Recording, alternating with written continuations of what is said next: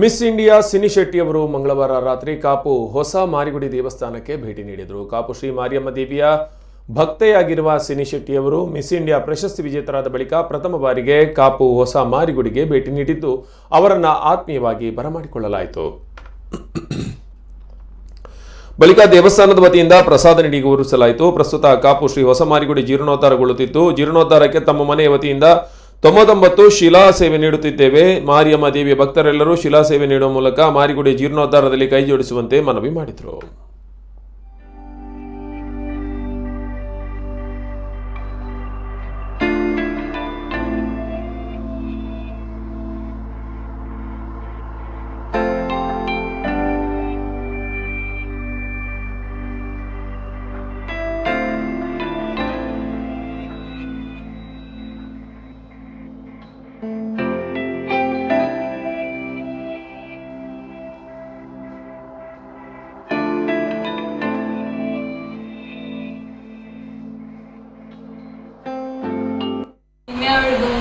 ದೇವಸ್ಥಾನ ಬರೋದಿದ್ದಾನ ಏನ ಪಪ್ಪಾಲ ಒಂದು ದೇವಸ್ಥಾನದ ಡೆವಲಪ್ಮೆಂಟ್ ಇದೆ, ಏನೋ ಮಲ್ಯ ಒಂದು ದೇವಸ್ಥಾನ ಆಯ್ತಾ ಪಾರ್ಕ್ ಇದ್ದೇವೆ.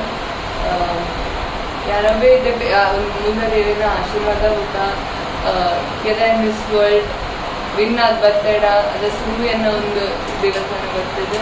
ಕೈ ಮುಗಿದು